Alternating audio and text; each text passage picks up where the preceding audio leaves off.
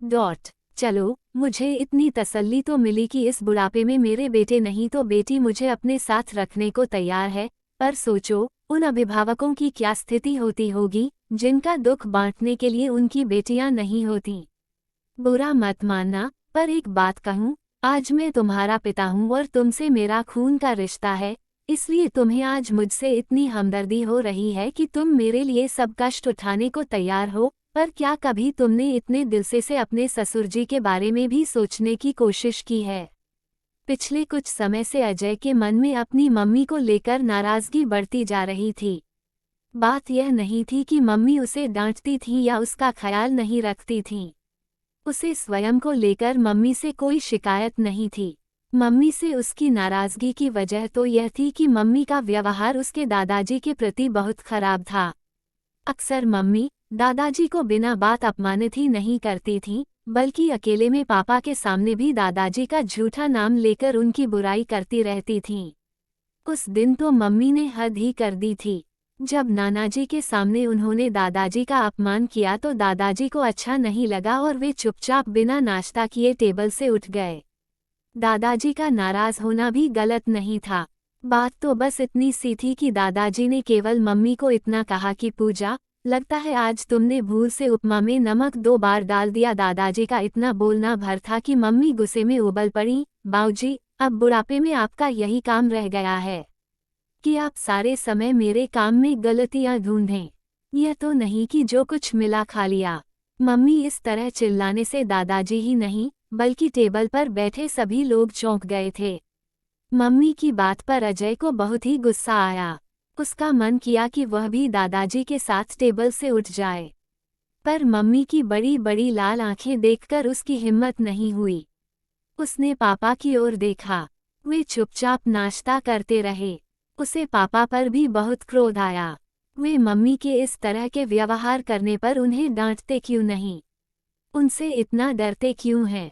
नानाजी ने मम्मी को जरूर कहा, बेटी, तुमको अपने ससुर जी से इस तरह बात नहीं करनी चाहिए थी। इस पर मम्मी अपना ही रोना रोने लगी और अपनी सफाई में धड़ल्ले से झूठ बोलने लगी। मम्मी की बात सुनकर अजय हैरान हो रहा था।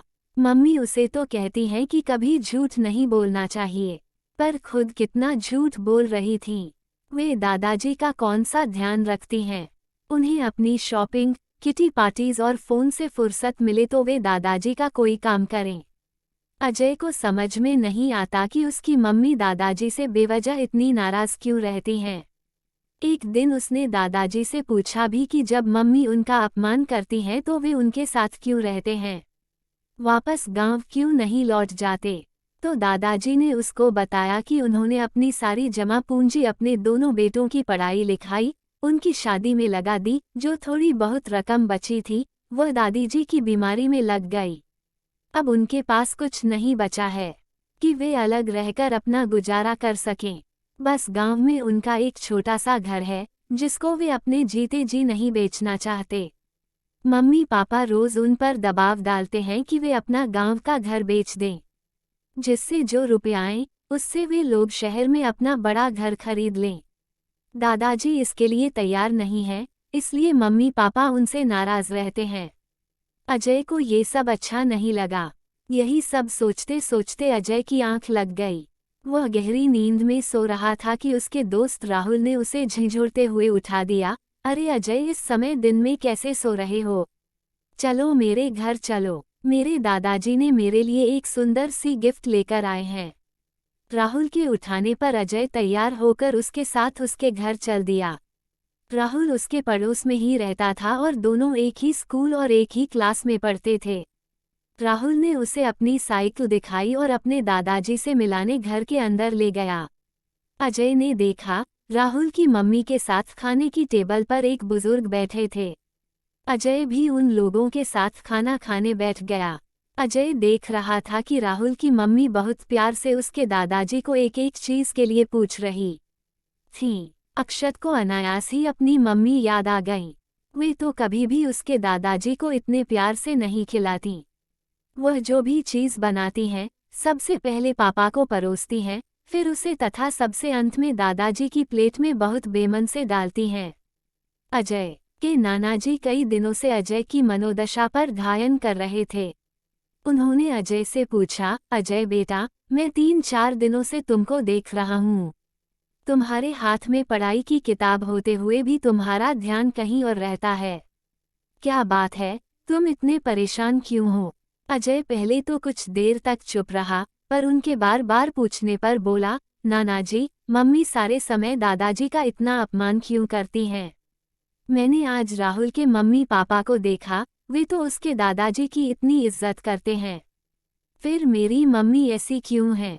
आप तो उनके पापा हैं, आप उन्हें कुछ कहते क्यों नहीं?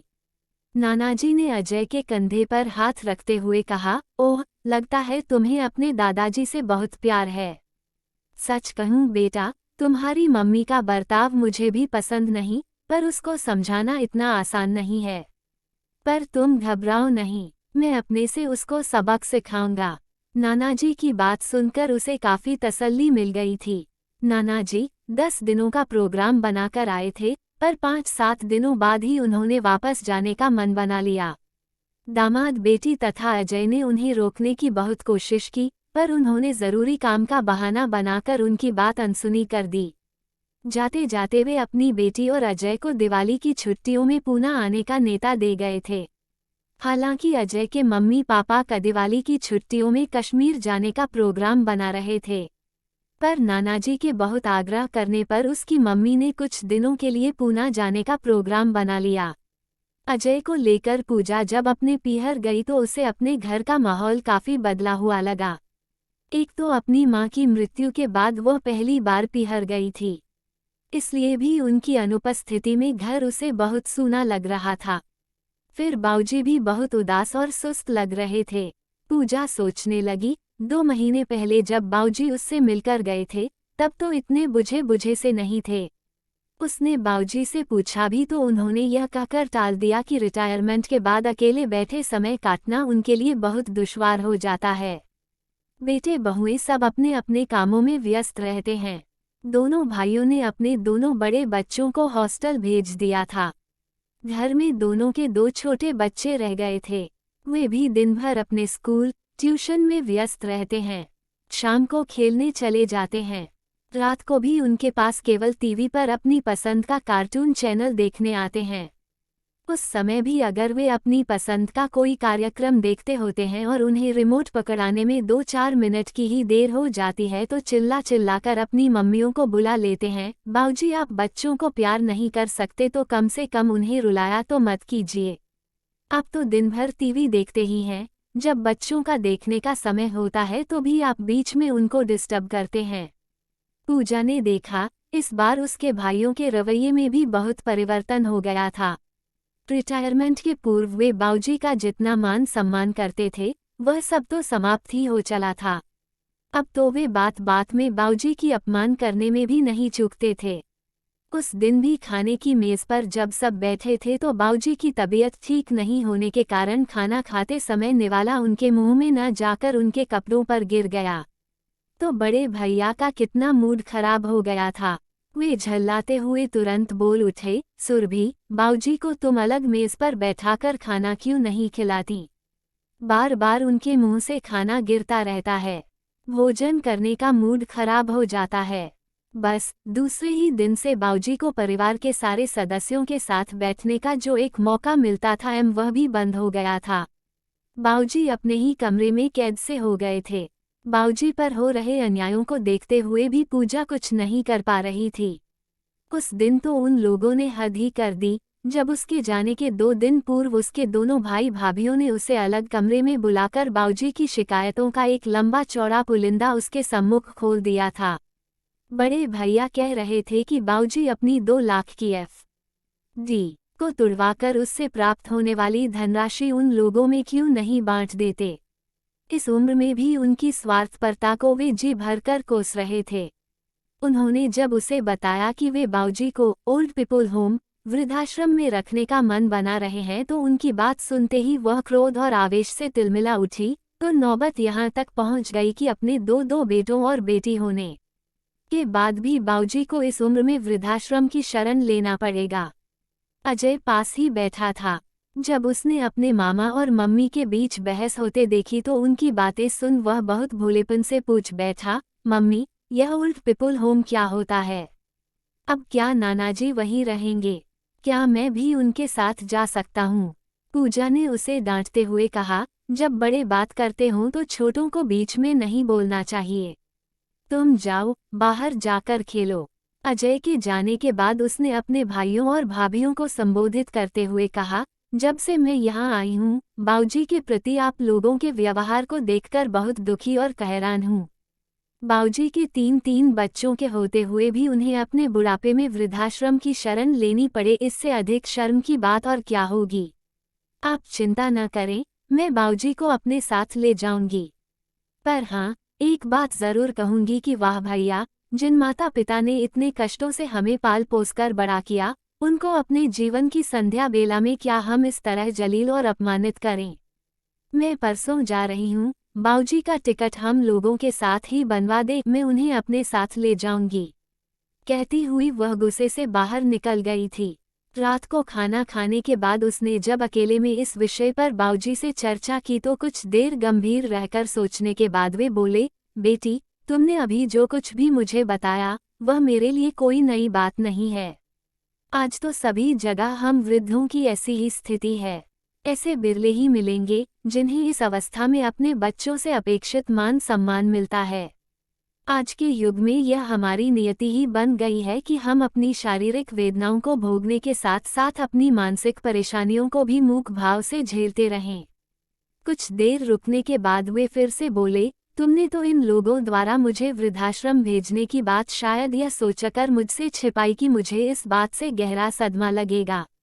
पर आज दोपहर में ही अजय मुझे तुम लोगों के बीच हो रही बातचीत के विषय में बताता हुआ पूछ रहा था, नानाजी, वृद्धाश्रम क्या होता है?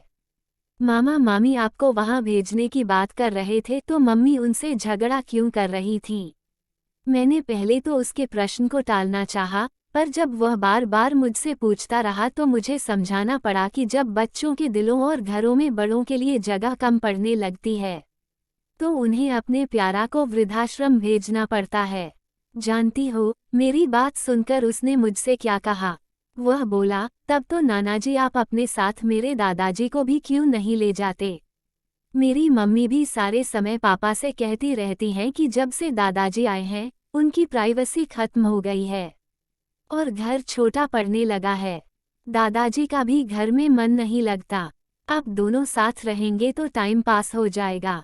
अपने बाऊजी की बात सुनकर पूजा एकदम से झेप गई थी। उन्होंने उसकी ओर देखते हुए कहा, देखा बेटी, छोटे बच्चे कितने संवेदनशील होते हैं। वे कितनी जल्दी अपने ढंग से समस्या का समाधान ढूंढ लेते हैं। बाऊजी की बात सुनकर पूजा कुछ पल मौन रहने के बाद बोली, बाऊजी, पर मैंने सोच लिया है कि आप मेरे साथ ही चलेंगे। इन लोगों के पास मैं आपको और जलील नहीं होने दूंगी।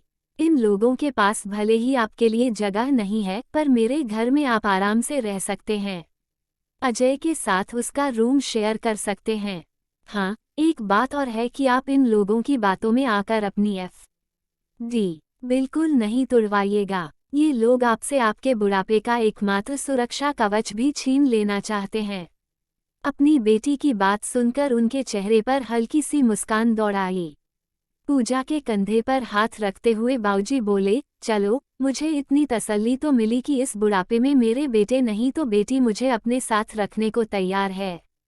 पर सोचो, उन अभिभावकों की क्या स्थिति होती होगी जिनका दुख बांटने के लिए उनकी बेटियां नहीं होती। बुरा मत मानना, पर एक बात कहूँ, आज मैं तुम्हारा पिता हूँ और तुमसे मेरा खून का रिश्ता है, इसलिए तुम्हें आज मुझसे इतनी हमदर्दी हो रही है कि तुम मेरे लिए सब कष्ट उठाने को तैयार हो। पर क्या कभी तुमने इतने दिल से अपने ससुर जी के विषय में भी सोचने की कोशिश की है? मैं अभी कुछ समय पूर्व ही तुम्हारे यहाँ जाकर आया हूँ। सच बताना, तुम्हारा अपने ससुर जी के साथ बिल्कुल वैसा ही व्यवहार नहीं है जो कि तुम्हारे भाई भाभीयों का मेरे साथ है। क्या तुमने भी कभी उनकी ज़रूरतों आवश्यकताओं के प्रति अपनी जिम्मेदारियों का ख्याल किया है? मैं जितने दिन तक तुम्हारे घर रहा, मैंने मेरे और उनके प्रति तुम्हारे व्यवहार में ज़मीन आसमान का अंतर महसूस किया। तुम छोटी छोटी बातों में उनकी जितनी अपमान करती हो, उसे देखकर तो मुझे स्वयं पर ग्लानि हो रही थी। हम लोगों ने तो तुम बच्चों को ऐसे संस्कार नहीं दिए थे। एक बात और कहूँ, तुम्हारे और राजेश के तुम्हारे बाबूजी के प्रति ऐसे आचरण को देखकर नन्हे से अजय के दिल पर क्या बीतती है? क्या कभी तुम लोगों ने जानने की कोशिश की? अजय ने ही मुझे बताया कि तुम लोग जिस तरह उनका अपमान करते हो, उसे बहुत बुरा लगता है। वह भले ही तुमसे डरकर तुम्हारे सामने कुछ न बोले, पर तुम लोगों के प्रति उसके मन में कितनी दुर्भावनाएं पनपने लगी हैं, यह उसकी बातों से मैंने जाना। वह मुझसे कहता है कि वह भी बड़ा होकर तुम लोगों के साथ ऐसा ही व्यवहार करेगा। तभी तुम लोगों को पता चलेगा कि बड़ों की भावनाओं को आहत करना कितना कष्टकर होता है। वह बचपन के जिस दौर से गुजर रहा है, यह उसके लिए बहुत ही संवेदनशील समय है। इस समय बच्चों के मन की कच्ची मिट्टी पर जो भी लकीरें बन जाती हैं, वह कभी कभी जीवन भर नहीं मिट पाती। बाबूजी फिर कुछ देर चुप रहकर बोले, हाँ, एक बात और है, तुम मुझे तो आने वाले समय के लिए अपनी एफ.डी. को बचाकर रखने की सलाह देती हो, फिर तुम लोग अपने बाबूजी से कैसे उम्मीद करते हो कि वे भी अपना एकमात्र सुरक्षा कवच, अपना मकान तुम लोगों को सौंपकर तुम्हारे मोहताज हो जाएं? बस अंत में इतना ही कहूँगा कि काश तुम मेरे प्रति जितनी सहृदय और उदार हो, उतना भी अपने ससुर जी के प्रति होती तो मुझे तुमसे कोई शिकायत नहीं होती। आज अजय की बातों ने मुझे प्रेरित किया कि मैं तुम्हें अपने कर्तव्य का एहसास कराऊं। अब मेरी बात मानो या ना मानो, तुम्हारी मर्जी। बाबूजी की बातें सुनकर पूजा का मन बहुत बोझिल हो गया था। वह चुपचाप वहां से उठ गई थी। दूसरे दिन वह अजय के साथ वापस अपने घर के लिए रवाना हो गई थी। भागती ट्रेन के साथ रास्ते भर उसके विचारों की उथल पुथल भी चलती रही, पर जब वह घर पहुंची तो उसका मन स्थिर हो गया था। घर पहुंचकर उसने अपने पहुंचने की सूचना बाबूजी को दे दी थी। उन लोगों के जाने के 3-4 दिन बाद जब अजय का अपने नानाजी के पास फोन आया तो वह बहुत खुश लग रहा था। उसने उनसे कहा, नानाजी, आपने तो मेरी मम्मी पर जादू कर दिया। सच, वे एकदम बदल गई हैं। अब वे दादाजी से बहुत अच्छे से बात करती हैं और उनका बहुत ध्यान रखती हैं। आपको विश्वास नहीं हो तो दादाजी से ही बात कर लें। कहते हुए उसने फ़ोन अपने दादाजी को पकड़ा दिया था। दादाजी फ़ोन पर केवल इतना ही बोल पाए, दीनदयाल जी, आपने तो मेरी बहू को मेरी बेटी बनाकर भेज दिया। किन शब्दों में आपका आभार व्यक्त करूं? कहते कहते उनकी आवाज़ भर्रा गई थी। दीनदयाल जी की आंखें भी नम हो गई थीं। अपनी योजना को सफल होते देखकर उन्हें गहरा संतोष मिला था। उन्होंने तुरंत अपने बेटों और बहुओं को बुलाया और उन्हें धन्यवाद देते हुए कहा, बच्चों, चलो तुम लोगों के सहयोग से अपने ड्रामा का सुखद अंत देखकर मुझे बहुत खुशी हो रही है। तुम चारों की सहायता के बिना भला मैं अपनी बेटी को सही रास्ते पर कहाँ ला पाता। बाबूजी की बात सुनकर सभी के चेहरों पर हर्ष और संतोष की लहर दौड़ गई थी। आपको ये कहानी कैसी लगी हमें कमेंट करके ज़रूर बताइए, क्योंकि आपके कमेंट्स ही हमें और बेहतर लिखने के लिए प्रेरित करते हैं। अमीना कहानी वर्ल्ड को सब्सक्राइब करना ना भूले।